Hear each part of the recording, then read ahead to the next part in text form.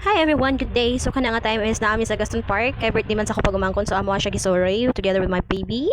And then kana siya is pretty ka tsada ang panahon kay walay ulan. And so nagpainam po mi anog snack no kay di man pwede nga walay snack kaya ako ang anak nagtudlo-tudlo na. So mo to nagbay ko og jumbo hotdog and then fries and then quick.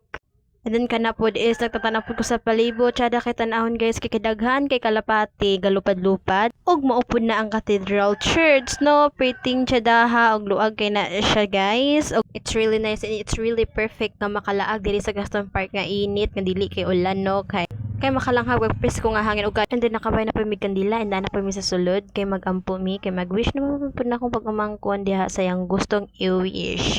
So no upat akong napalit danhan no. And then ako sa nagapil-apil kay bida-bida man so moto nagpasalamat na pud ta sa Ginoo kay basko gatong lawas and then wala tagi pasagdan every day and then sa grasya pud nga niabot sa to ang live. So mo ta guys, thank you for watching. I hope you enjoy watching my vlog.